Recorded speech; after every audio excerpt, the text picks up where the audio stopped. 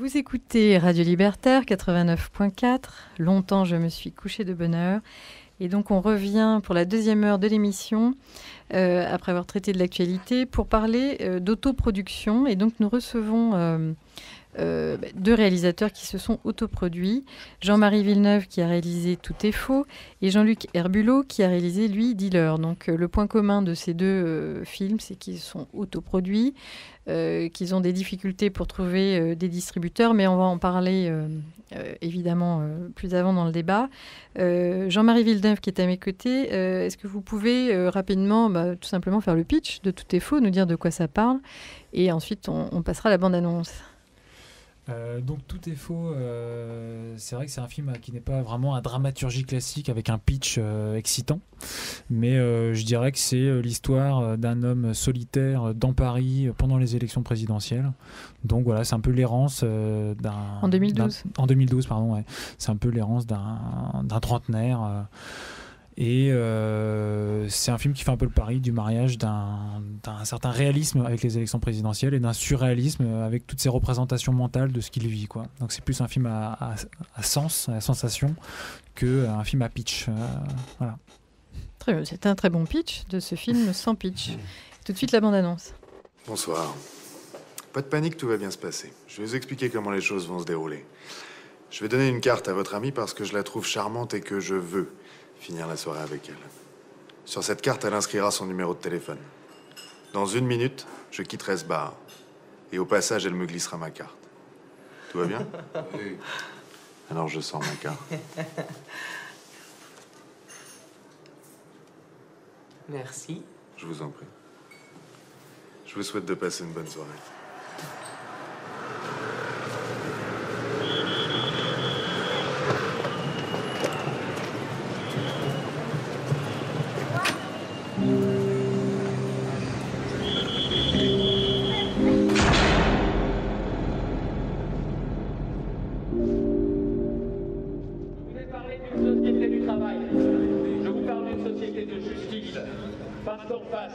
Je n'aime pas la façon dont la gauche nous parle de justice en cherchant à nous donner des leçons matin, midi et soir.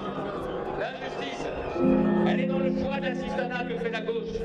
Quand on remet en cause les aides fiscales, quand on a quelqu'un qui s'occupe de ses enfants ou de ses parents au domicile, ça c'est une injustice.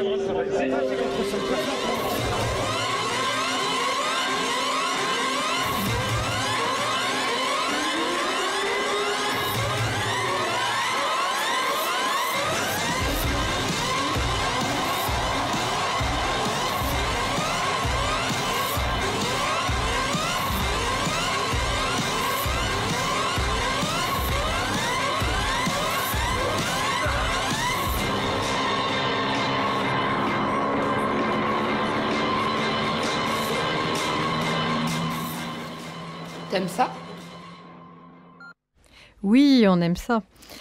Donc, on me... Quel enthousiasme! Absolument. C'est chaud. Je ne dis jamais non. Et en attendant, Jean-Luc Herbulot, qui donc est le réalisateur de Dealer, est en train de courir le long de la rue de la Roquette pour rejoindre le studio, voilà, comme dans son film. Et c'est donc Gaël Reyre qui va nous présenter, nous faire le pitch de Dealer. Alors, est-ce que ça parle de drogue? un petit peu. Hein. Alors, c'est, comme son nom l'indique, donc un dealer, ouais, la trentaine, un peu buriné quand même, hein, on sent qu'il a vécu, le mec. Et il a envie de se ranger des sachets de coke, de se barrer en Australie, faire de la pâtisserie avec sa gamine. Voilà son projet. Évidemment, le jour J, il va y avoir quelques petites embrouilles. Qui vont faire boule de neige. Parce qu'on le suit en fait pendant une journée, fait un temps assez court. Est-ce que c'est sur 24 heures ou 48 heures? Vraiment, on lui colle, on lui colle à la peau. C'est quasiment, enfin, comme un 24 heures. Oui, c'est 24 heures, ouais. Parce que moi, je l'ai vu, tu l'as vu plus récemment. Cet après-midi, et donc, on est complètement avec lui. Et donc, évidemment, ça va pas se passer comme prévu. Il va se retrouver dans une mouscaille spectaculaire et il va devoir rassembler une somme très rapidement en 24 heures. Sinon, non seulement il ne pourra pas partir, mais en plus, il va lui arriver quelques bricoles. Donc, on a une adrénaline, on a un speed qui nous prend au Course trip contre la montre. du début à la fin. C'est une course contre la montre dans la tête de ce mec. Et tout de suite, on écoute la bande-annonce. Mon nom, on s'en branle. Je suis le mec qui vient à vos soirées que personne connaît mais que tout le monde veut inviter. Bienvenue à Cocoland.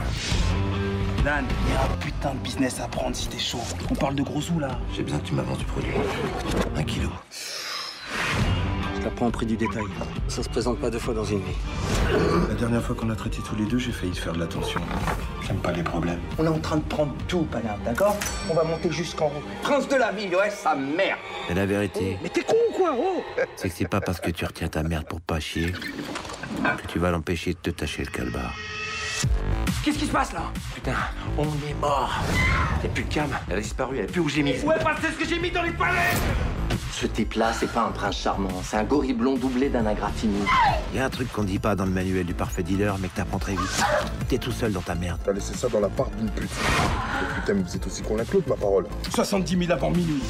T'es pas dans un film là. Rapporte-moi mon argent et on passe à autre chose. Ils sont ma fille. Il me faut un calibre. Tu es en quelle classe, Léno? Elle s'appelle Léna. Je vais payer ma dette. Je vais être libre. Libre. Y'a que l'oseille qui rend libre. Mon rêve, je le voyais pas sans ma gosse. Qui vit par la farine, périt par le sucre. Quand tout s'écroule au fur et à mesure, tu regardes ta vie partir en miettes. Impuissant. Donc tu fermes ta gueule, t'as compris? Allez, tous vous faire enculer, putain de dingue! Votre capitaine et son équipage vous souhaitent la bienvenue à bord. Mais tu fous quoi là du coup? Je peux pas te parler là! Attention, nous prévoyons des turbulences durant ce vol. Nous vous remercions d'avoir choisi notre ligne. Et vous souhaitons un agréable voyage sur Coco Airlines. Soit t'es fou, soit t'as l'argent. Je sais pas moi, mais de la vaseline si tu me sodomises.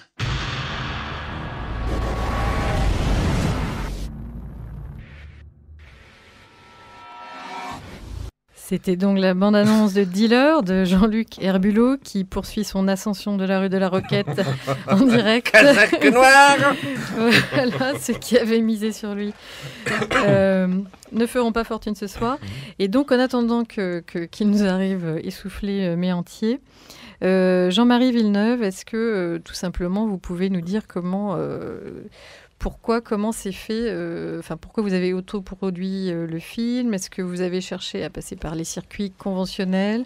Ou est-ce que c'était aussi une volonté d'être libre, tout simplement, d'autoproduire son film? Donc je n'ai pas cherché de financement pour ce projet, tout est faux. Ça c'est vrai. Ça c'est vrai. Donc malgré ce qu'on peut voir des fois sur internet, sur Allociné, c'est écrit que j'ai fait tout le tour de Paris, de tous les producteurs de Paris pour trouver des financements. Donc non, je sais pas d'où ça sort cette information. Pourquoi? En fait, pour d'autres projets, j'ai régulièrement démarché des prods et j'ai été face à un mur constamment. Donc déjà la première difficulté, c'est de réussir à les rencontrer. C'est-à-dire un mur pour avoir de l'argent ou pour avoir la liberté ne serait-ce que rencontrer un producteur. Réussir à avoir un face-à-face, parce que sinon éventuellement on nous dit déposer un scénario, etc. Ouais. Sauf qu'on sait que ça se termine sous des piles de scénarios et que c'est jamais lu. Et certaines boîtes de prod ont fini par apprendre avec le temps qu'en fait on peut encore déposer, mais que concrètement elles ne liront jamais le produit, jamais le projet. Mais je vais peut-être pas c'est pas une accusation, peut-être qu'ils reçoivent 200 scénarios, je sais pas, mais le fait est que ça ne marche pas. Alors après, ça pourrait être le but, c'est de forcer un peu la porte pour réussir à au moins venir pitcher oralement une histoire. Mais même ça, c'est compliqué. Puis c'est un tempérament qu'il faut avoir aussi. De dire, allez, faut se vendre. Ouais, faut venir limite devant la porte sans qu'il y ait un winner. Voilà, c'est ça, faut être offensif. Et de la même façon que tout le monde ne peut pas s'autoproduire. Il faut aussi avoir un tempérament. Voilà, donc en tout cas, c'est compliqué. Après, quand j'ai des rendez-vous sur d'autres projets de scénario, j'ai un monde comme souvent un peu décalé, surréaliste. Souvent, ça bloque totalement. C'est-à-dire qu'en France, on y dit en gros, faites du cinéma naturaliste, mais le reste, essayez d'aller voir ailleurs. Au CNC, 2 fois, on m'a clairement dit partez aux États-Unis. 2 rendez-vous différents à 6 mois d'intervalle de gens qui ne savaient, qui s'étaient pas vus. Les 2 rendez-vous se sont terminés sur vous avez l'air d'avoir envie de faire du cinéma, partez aux États-Unis, c'est pas ici que ça se passe, quoi. D'accord. Donc une maison de prône le Made in France et qu'on essaie de donc, retenir... c'est-à-dire c'est un certain type de projet dont ils peuvent reconnaître la qualité potentielle, mais tout en disant c'est pas pour nous, c'est pas ici que ça va se faire. C'est ça. C'est vraiment ça qui se passe, ouais. Ou alors des fois on me dit ça a l'air d'être vraiment visuel votre truc. Je dis c'est du cinéma, donc c'est plutôt visuel. Ouais, mais alors, du coup essayez éventuellement de vous autoproduire au moins une bonne séquence de ce film-là pour qu'on se rende compte un peu à quoi ça ressemblerait. Et je dis mais cette séquence-là, moi, ça va déjà me coûter je sais pas combien de juste essayer de faire cette petite séquence. Et effectivement avec ce truc qui se termine en disant partez aux États-Unis ou éventuellement partez en Espagne, peut-être qu'eux ils font ça aussi. Donc c'est la crise, c'est moins cher. C'est surprenant parce que Tout est faux, c'est un film qui se passe en France, à Paris. Et très clairement, il pourrait pas se passer ailleurs. C'est l'errance d'un homme dans le Paris des élections présidentielles.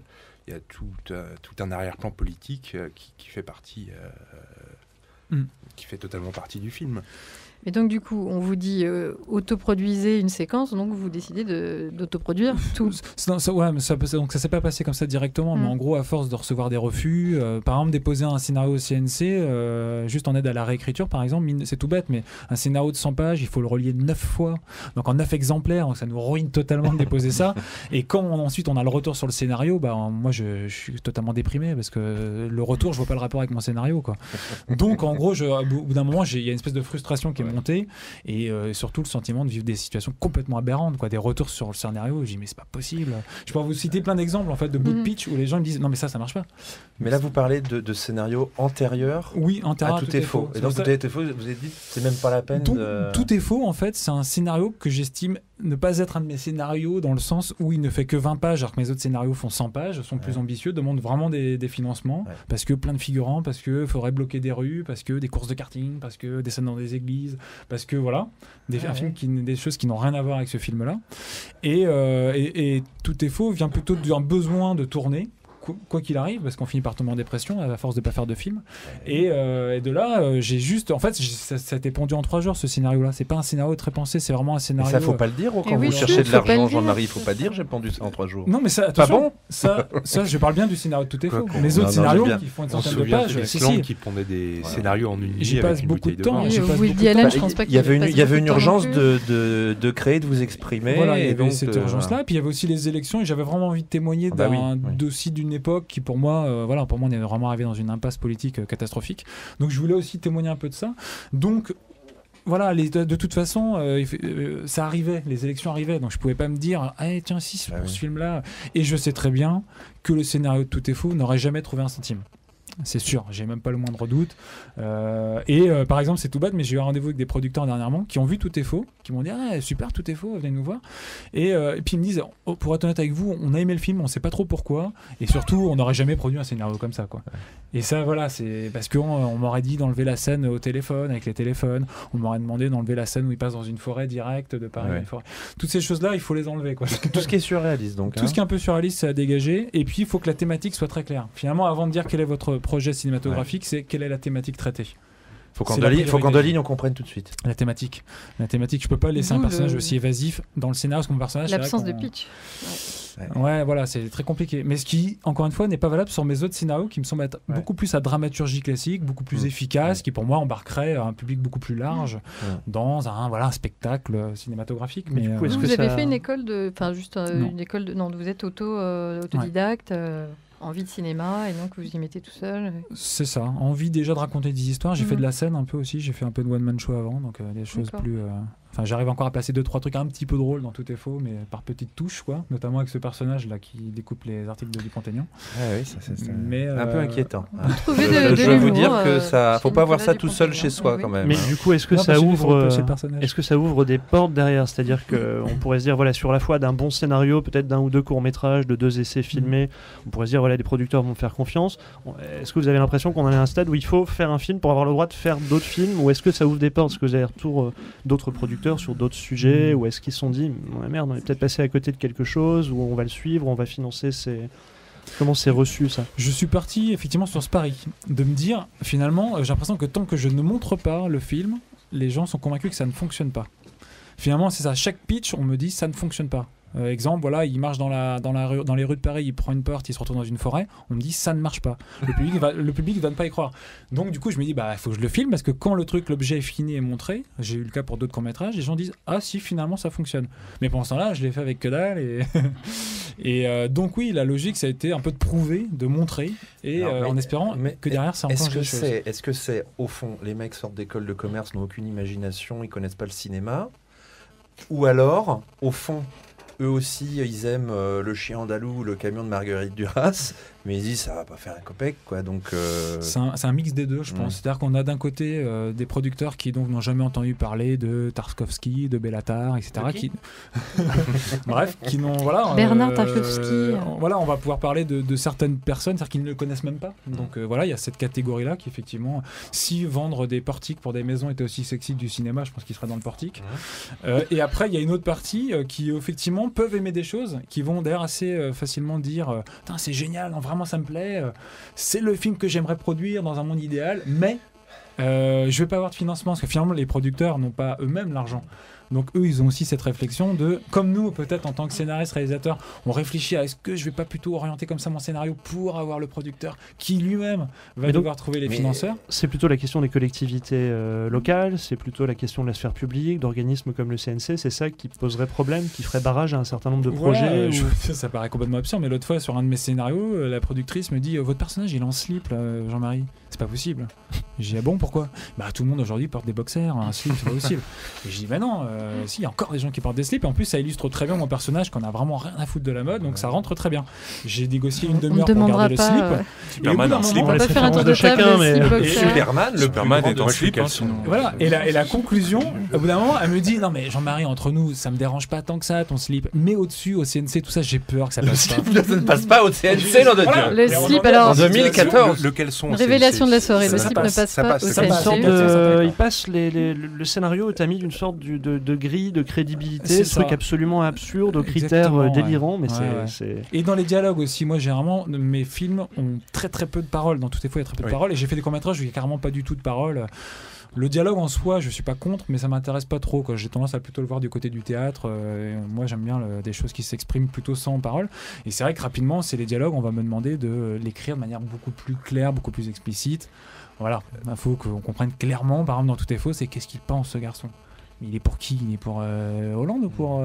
Voilà, rapidement, je suis confronté à ça. Et du coup, rapidement, le rendez-vous se termine avec le producteur en disant « Ouais, non, je tente pas ce truc-là. » Mais c'est parce qu'ils se disent nous, on comprend pas, ou c'est le spectateur qui va pas comprendre. C'est assez bizarre, en fait. Chacun se renvoie la balle. C'est-à-dire que le producteur va dire « Non, mais oui, Jean-Marie, moi aussi, je trouve ça bien. Mais... » Au CNC, machin, ils vont dire que non. Et ce qui est bizarre, c'est que CNC, ils vont plutôt dire « Ah bah nous, on reçoit aucun projet comme ça.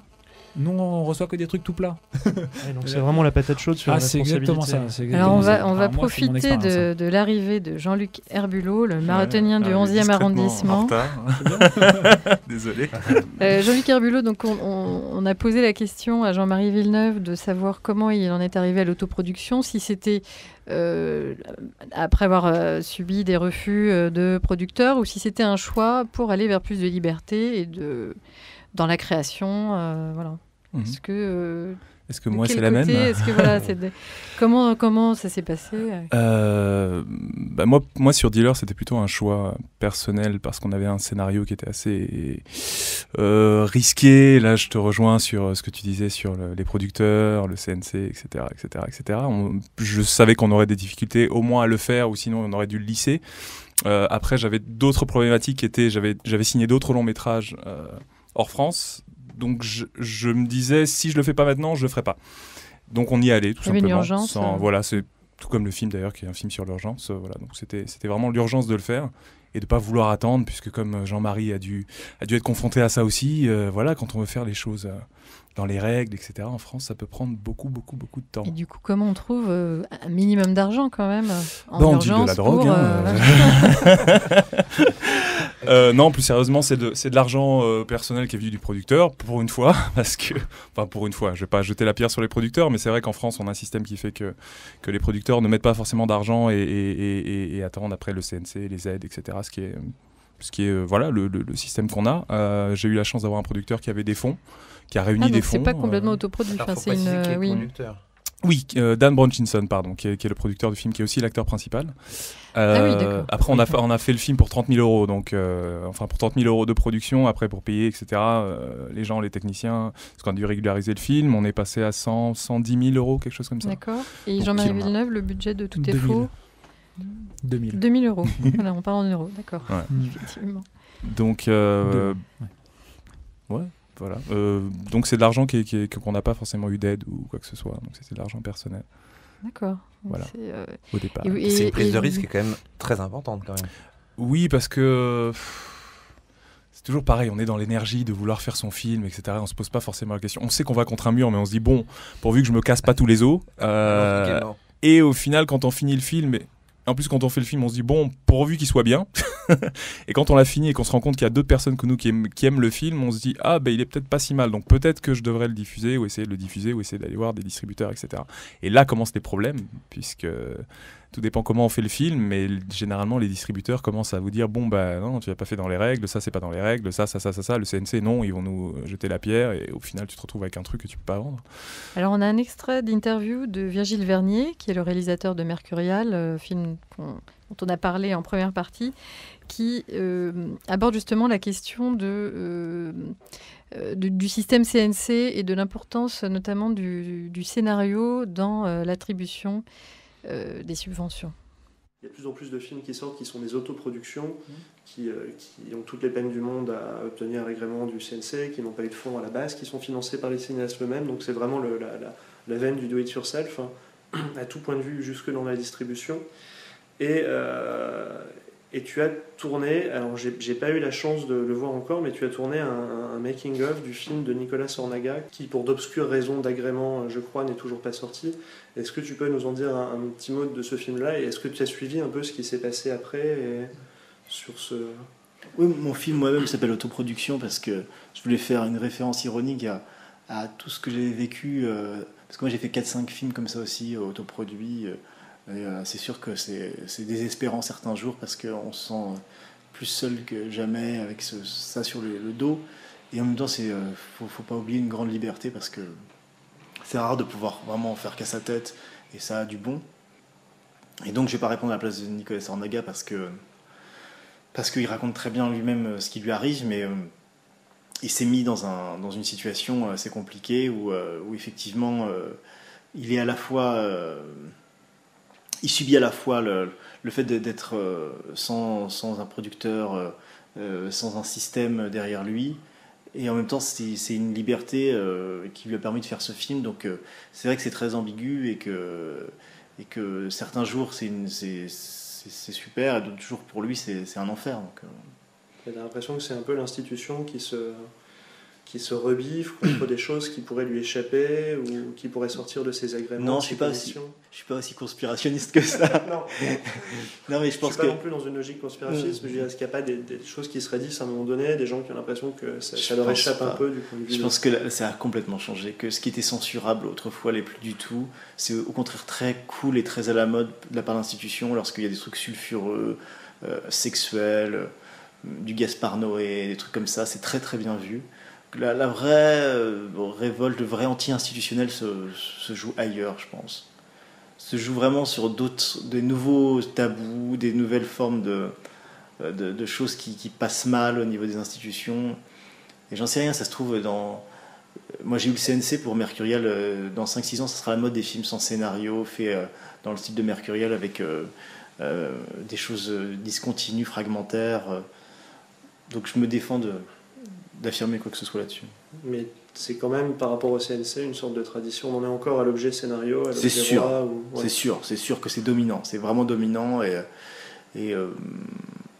ça, je peux pas dire le contraire. C'est désolant maintenant. Je me dis, notre force, il faut savoir ruser quoi, avec le CNC, écrire un petit peu, pas exactement ce qu'on va tourner, mais ce qui les flatte, ce qui leur fait plaisir.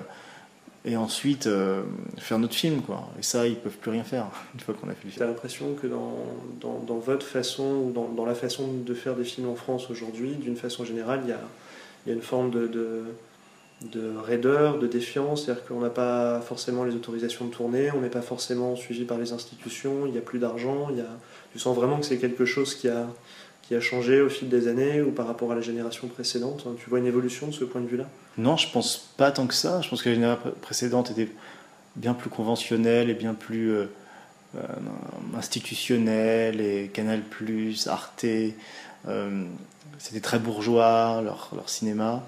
Donc nous, je pense qu'on était un peu...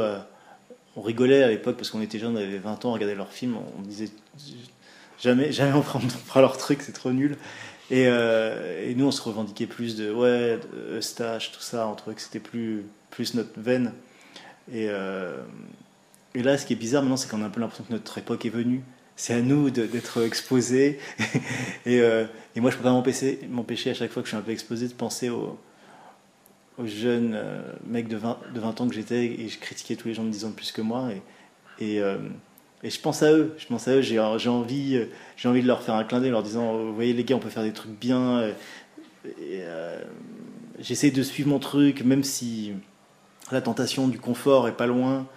Je sais que ce serait un piège pour nous tous d'accepter certains trucs qu'on nous propose. Donc voilà, tant qu'on a l'énergie pour physique, quoi. Il faut continuer dans notre système à nous. C'était donc l'interview de Virgile Vernier par Thomas Fouet.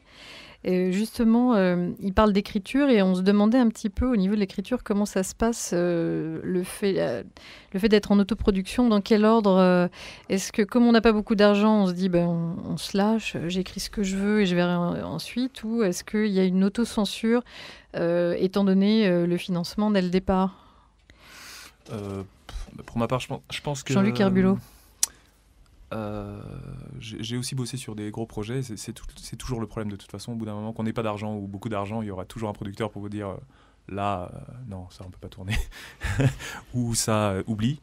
Donc moi personnellement sur Dealer, c'était exactement la même chose, et j'ai même plutôt fait en amont pour répondre à votre question. C'est pour avoir déjà produit, je savais exactement ce que j'aurais sans argent et ce que je ne pourrais pas avoir. Donc j'ai écrit en fonction, effectivement. D'accord. Mais on a toujours ce problème de toute façon, qu'on ait de l'argent ou pas.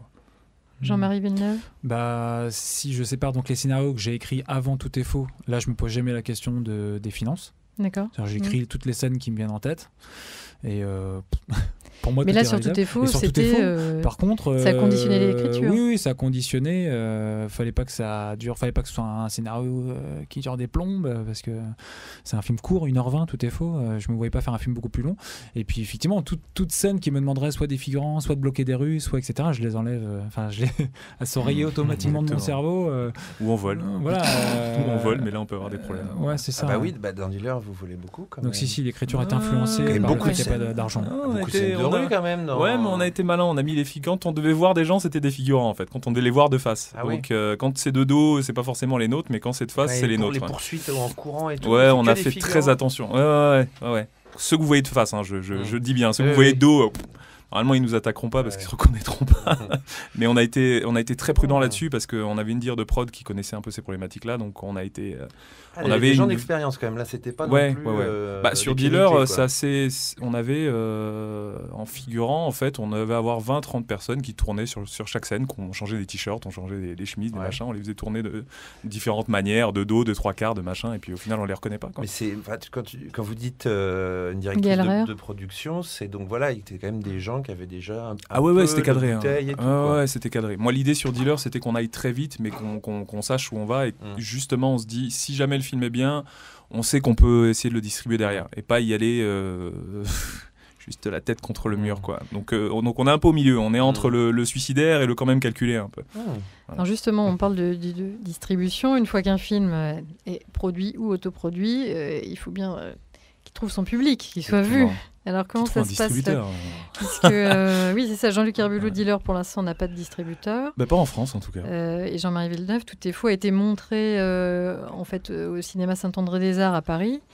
Mais il n'y a pas de distribution, il n'y a pas de distributeur. Donc comment ça se passe alors après avoir écouté tous ces discours de la part des producteurs du CNC, etc. Alors faites-nous une séquence pour voir si ça marche. Là, vous faites le film entier et on voit que ça marche. Et qu'est-ce qu'on vous dit? Alors, c'est pas les mêmes personnes, producteurs et distributeurs, mais on vous dit quoi alors? Vous arrivez avec votre film fini? Généralement, de toute façon, là maintenant, quand tu veux faire un film distribué, il vaut mieux avoir le distributeur avant de commencer le film. C'est un peu la règle. Généralement, tu as un producteur d'abord, ensuite le producteur va voir les distributeurs en disant ce film vous intéresse ou pas, ok, on met tant dessus, une chaîne va mettre tant dessus, le CNC va mettre tant dessus, si on a la chance d'avoir le CNC, etc., etc. Et au final, on arrive avec un film qui n'est pas encore fait, mais qui a déjà tous ces intervenants jusqu'à la sortie salle. Nous, dans le genre de film qu'on a fait, je pense qu'il y a une partie de ces personnes qu'on pouvait oublier directement, ou qu'on n'aurait peut-être pas dû oublier, je sais pas, suivant ce qui s'est passé après.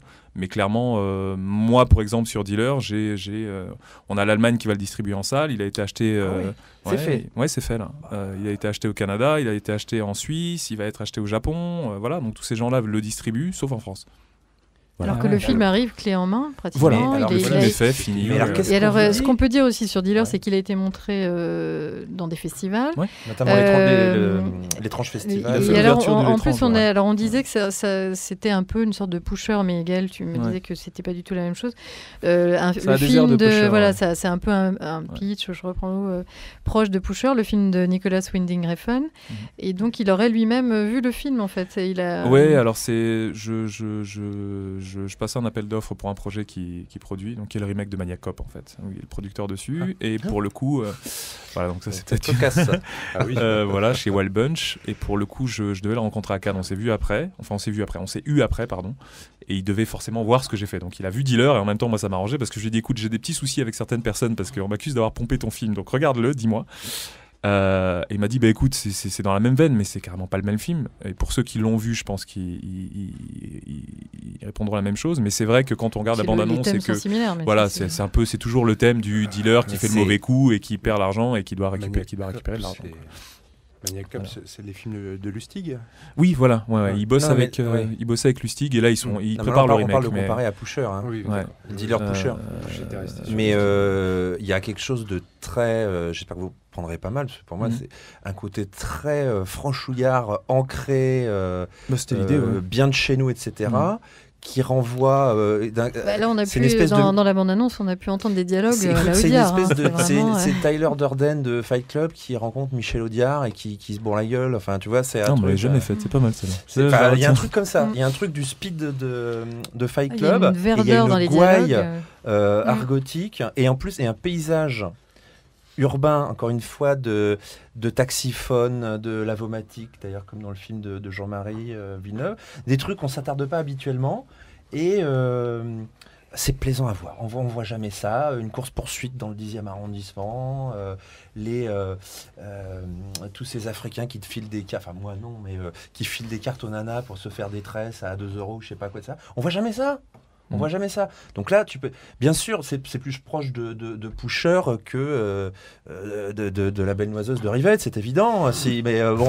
Mais c'est une source d'inspiration parmi d'autres. Tu vois, Pierre Julien, il me disait que là, une scène où il est question d'une oreille un petit peu virile pourrait faire penser un peu à Reservoir Dogs. Enfin, tout le monde s'inspire. Enfin voilà, c'est pas. J'ai grandi avec Tarantino, donc forcément, moi, ça me coule dans les veines. Mais... Et Tarantino piquait lui-même cette scène à Joseph. C'est marrant. Honnêtement, j'ai pas fait cette scène dont tu fais référence, que je vais pas citer dans le film, parce que c'est l'une des scènes qui choque la plupart des gens. Mais juste pour détail, cette scène, en plus, c'est quelque chose qui est vraiment arrivé. Parce qu'il faut savoir que Dealer, il doit y avoir 60% de choses que j'ai pris de l'histoire de Dan qui, lui, avant, un passif dans la drogue, etc. Et c'est quelque chose qui est arrivé à un de ses meilleurs amis. Donc cette scène dont tu parles dans le film, elle est vraie, en fait. J'ai même pas inventé, et je l'ai même édulcoré parce que comment le mec a fini en réalité, c'était encore pire que ce qu'il y a dans le film, mais je pouvais pas le mettre dans le film. C'est terrible parce qu'on le sent. C'est-à-dire que... En voyant le film, je me disais à tous les coups, il y a des gens qui vont dire ça il fait le vicelard pour faire comme dans Les Affranchis ou je sais pas quoi, mais il y a un truc dans le film, dans la tronche, dans la voix de Dan, qui fait qu'on se dit ça c'est du vrai. C'est sa vie, mais c'est pour ça que j'ai fait le film de toute façon avec lui, c'était que ce perso-là, c'est lui il y a 20 ans, tout simplement. Il y a plein de petites histoires qui viennent de lui. Et je suis sûr que si on pose la question à Scorsese sur Les Affranchis, il y a plein de choses qu'il a ramenées de lui, de son enfance, et d'autres personnages qui ont grandi dans le Queens, etc. Donc, de toute façon, quand tu fais un film, tu as tendance à ramener de toute façon des choses que tu connais. Ça donne très envie de voir le film. Enfin, nous, on les a vus. Mais alors, comment vous expliquez cette difficulté d'accéder à une distribution?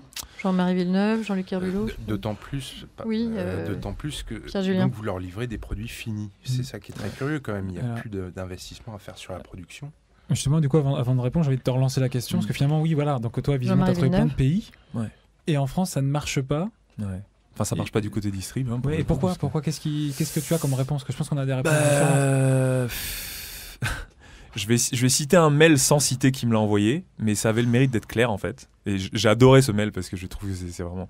Ils m'ont dit on adore ton film, mais on n'a pas les couilles de le distribuer. Ouais, texto, hein, comme je l'ai reçu.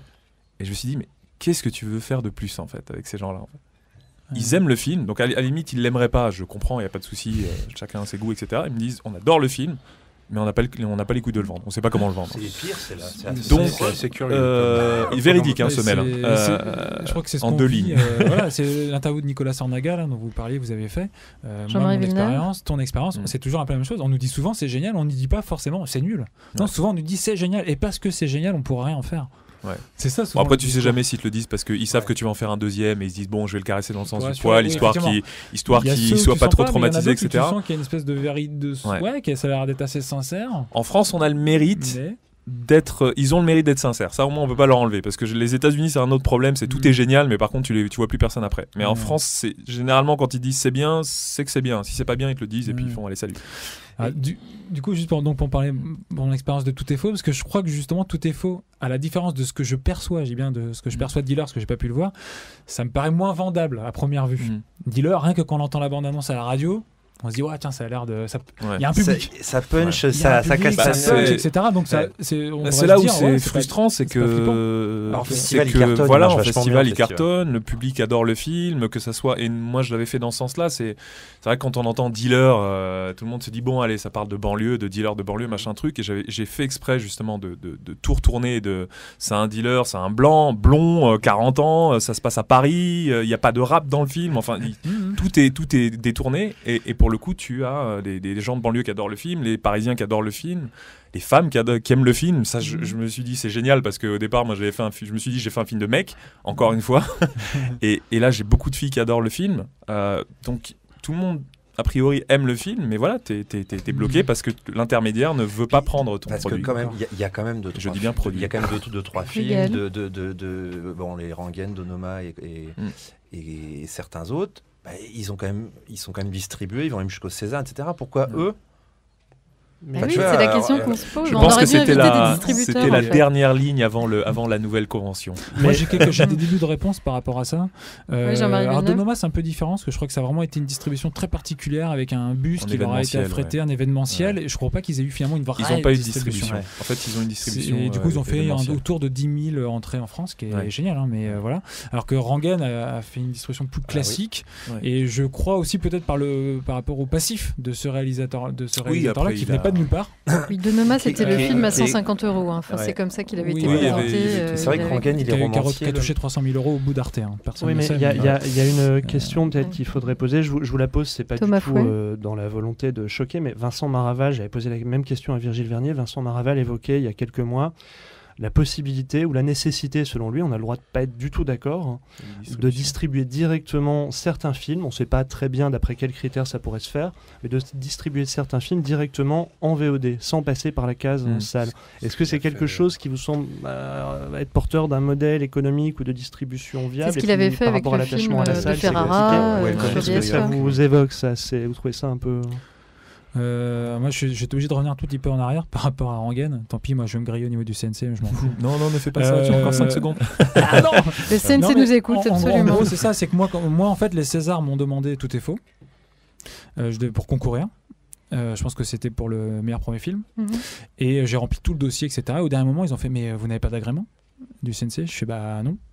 Et je dis mais par contre ça y est, j'ai enfin un visa. Et il me dit ah non, il faut aussi l'agrément. Et je dis bah mais l'agrément, moi le CNC ils me disent non parce que je l'ai pas fait avec une boîte de prod, c'est pour ça que nos cas sont un peu différents. Et du coup personne n'a été payé, donc pas possible d'avoir l'agrément. Et moi j'ai insisté au niveau du CNC parce que j'avais su par l'ancien directeur du CNC que le Rangen avait eu un agrément. alors qu'ils étaient dans la même situation que moi. Et finalement, en gros, CNC m'a répondu oui, ok, mais on n'en est pas fier, ça se reproduira plus. C'est le serpent qui se mord. Il y a du scoop ce soir. Voilà. Donc en gros, c'est arrêtons ça. Et je pense que quelque part, c'est peut-être un stress. C'est un peu un stress ces films qui arrivent faits avec la fin de la récré là. Mais c'est en gros, c'est exactement ça. D'ailleurs, il y a un ministre qui l'avait sorti cette phrase. C'est la fin de la récré. Je pense que c'est ça quelque part. Je pense est-ce qu'il n'y a pas un espèce de stress de un cinéma numérique qui arrive autoproduit avant la nouvelle convention hors système. Donc il faut freiner ce truc-là. Alors que je pense que justement plus que jamais, il est temps au CNC de créer une cellule prête à récupérer justement ce qui se fait en autoproduction. Finalement, il y aura une espèce de second tour. Il y a ceux qui passent par le scénario et ceux qui passent par des films déjà entièrement faits. Et après, essayer de trouver un système de distribution. On ne demande pas 200 ça va se multiplier forcément. Ouais, donc pour l'instant, ils sont vraiment. Est-ce que vous seriez Je suis pas très pour la VOD. Pour la VOD, c'est un attachement à la question de la salle, ou parce que le modèle est pas viable. A priori, tu as eu la même personne, ce qu'elle m'a parlé de toi. Chez Wild Bunch. Non, donc une plateforme de VOD, mais qui fait également ou c'est peut-être Dan qui a été contacté, qui propose aussi dans un premier temps de sortir le film en même temps qu'il va en salle, par exemple. Et c'est ce qui se fait de passer en même temps. Et elle m'a dit oui, on le passera en salle. Je dis mais comment ça ? Oui, en salle numérique. Faites bien de. C'est ce qui se fait. En plus, même aux États-Unis, contourner le problème de la salle. Ils veulent surtout détourner. En fait, c'est juste que tu regardes en streaming le film, donc c'est pas une salle. Non, c'est pas une salle numérique. Et du coup, dans le mail, c'était écrit on va le passer en salle. Comme si c'était pour que ça passe mieux en fait, un langage. Je dis c'est vrai qu'aux États-Unis, il y a de plus en plus le côté on sort en salle et on le sort en VOD en même temps parce qu'ils ont peur du piratage. Bien sûr, le Shredder. Bon après moi nous on est en discussion avec Wild Bunch justement par rapport à parce ils ont lancé cette polémique de la e-distribution il y a 2 semaines puisqu'ils viennent de l'ouvrir en fait, il y a 1 semaine ou 2 semaines. Pour ou contre, il n'y a pas encore de précédent, donc tout le monde en fait attend en se disant alors qui va y aller le premier, qui va se casser la gueule en premier ou pas, etc. Mais je pense qu'il faut essayer sur un gros film, il ne faut pas essayer sur un film indé. Exactement, c'est ça. Moi j'ai été contacté 2-3 fois. Parce qu'il y a après toute une question de communication autour du film. C'est vrai que en fait, le vrai problème des distributeurs avec nos genres de films, c'est qu'il y a je vais me faire tirer dessus en disant ça, mais les films vont les faire travailler. Ces films les font travailler parce qu'il n'y a pas de star, parce qu'il n'y a pas de réal star, parce qu'il n'y a pas de... Ils savent pas comment communiquer sur ce genre de film. Dealer, c'est quand même un peu plus simple parce que voilà, ça reste quand même dans la lignée des films de rue, de banlieue, de machin. Donc à la limite, ils vont aller distribuer ça dans le 91, le 92, le 93. Ils vont se dire c'est pas grave, ça va en banlieue et puis voilà. Le film de Jean-Marie, ça m'a déjà l'air d'être un autre modèle que j'ai pas l'impression qu'ils savent comment le vendre. Voilà, donc ça va faire bosser des gens qui ont plus forcément envie de bosser, tout simplement. C'est aussi con que ça. Hein. Maintenant qu'ils aiment ou qu'ils aiment pas ce que je veux dire, c'est vrai. Et la preuve, j'ai reçu ce mail en me disant, on adore, mais on peut pas. Ok. Mais là, juste pour revenir à la VOD, parce que moi j'ai eu 2 fois des personnes qui m'ont contacté, une personne qui est carrément venue voir en salle Tout est faux, qui me dit oui, je vous propose la VOD. Et je dis mais concrètement, qui va venir télécharger mon film pour 4,50€ sur votre plateforme? À la limite, Dealer, j'y croirais presque un peu plus parce qu'il y a une bande-annonce qui peut attirer un public qui aussi est amené à peut-être télécharger. Mais déjà, il faut repérer qui est ce public qui télécharge. On a 20 fois plus de chances à être dans les bacs de cinéma. Mon film est comme plus dit art et essai, machin. Ce public-là n'a pas spécialement envie de télécharger en VOD. Vous avez eu quand même un accueil positif, voire très positif de la presse à votre film. Est-ce que ça a changé quelque chose? Est-ce que c'est un argument auprès du CNC ou des distributeurs? Alors, à ce jour, c'est vrai qu'avoir une bonne presse, déjà, ça m'a pas spécialement amené beaucoup de public, parce que le public qui est venu voir Tout est faux, c'est comme lié plutôt à mes réseaux, etc. Ça me donne juste aujourd'hui le droit d'avoir des rendez-vous, en fait. C'est-à-dire que je suis le réalisateur de Tout est faux, regardez, alors évidemment, je déteste faire ça, mais je mets toute la presse positive, etc. Voilà, j'ai créé le site avec les bouleversant, extraordinaire, le meilleur film jamais vu. Enfin, on met en avant toutes ces phrases qu'on prend hors contexte. Et donc, du coup, c'est ah oui, d'accord, quand même. Donc, venez me voir. Par exemple, là, jeudi, j'ai un rendez-vous chez Diafana, distribution. Alors, eux, ils ont déjà vu Tout est faux. Ils m'ont dit indistribuable. Pourquoi? Parce que qui va aller voir ça? On sait pas. Les fans de Dupont-Aignan. Donc voilà. Et par contre, j'ai le droit de venir leur pitcher un scénario. Effectivement, ce rendez-vous, je l'aurais peut-être jamais eu avant Tout est faux, avant cette presse qui m'a donné un crédit qui fait qu'ils veulent bien m'accorder 30 minutes dans leur bureau. Fais des comédies, Jean-Marie. Arrête tes conneries. Ouais, mais j'en ai plein. C'est ce que je leur propose. Je sais pas si j'ai le droit de dire des gros mots, mais arrête. C'est ce que je leur propose maintenant. Donc voilà, ça pourrait être peut-être la conclusion.